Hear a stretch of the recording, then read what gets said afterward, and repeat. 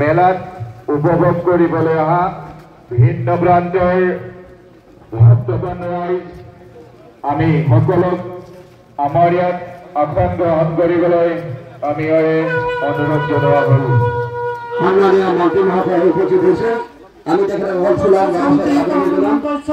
আমাৰ ব্ৰাহ্মণে এটি মৰ্যাদা কৰিব অলপ সময়ৰ কাৰণে আমি ৰৈ থাকিবলৈ অনুৰোধ জনাইছোঁ। আমাৰ আয়োগক উৰুলি দিয়াৰ কাৰণে আহ্বান জনাইছোঁ। এয়া গ্ৰন্থৰ উন্মোচন কৰা হ'ল। তাৰপিছতে তেখেতৰ দুআষাৰ বক্তব্য ৰাখিবলৈ অনুৰোধ জনাম। ইতিমধ্যে আমাৰ অসম চৰকাৰৰ পঞ্চায়ত আৰু গ্ৰাম উন্নয়ন মন্ত্ৰী মাননীয় ৰঞ্জিত কুমাৰ দাস ডাঙৰীয়া শ্ৰী শ্ৰী সূৰ্য পাহাৰ মহাপীৰ স্থানত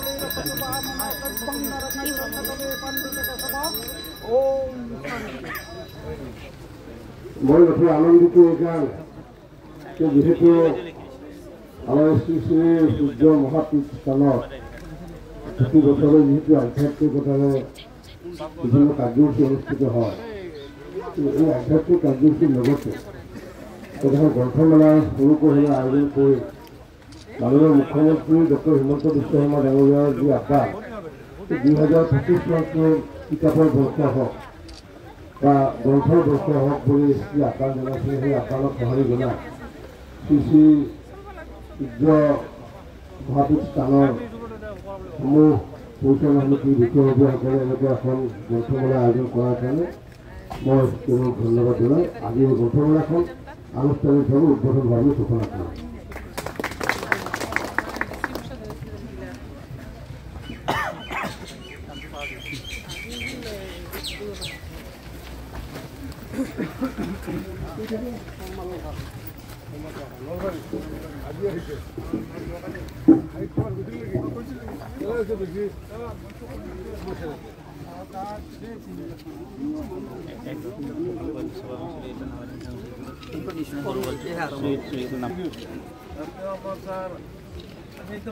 লাষ্টত করছিল ক্রিকেটার স্কুল ব্যাগ আমার দেড় লাখ 2 লাখ টাকা পাবো ক্রিকেটার স্কুল ব্যাগ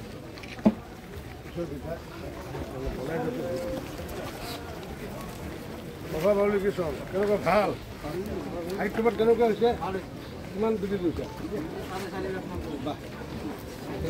পাঁচ কোটি বিক্ৰী তাৰপৰা 3-4 যদি হয় 200খনত কিমান 3 কোটি ধৰিলে 200খনত 6 কোটি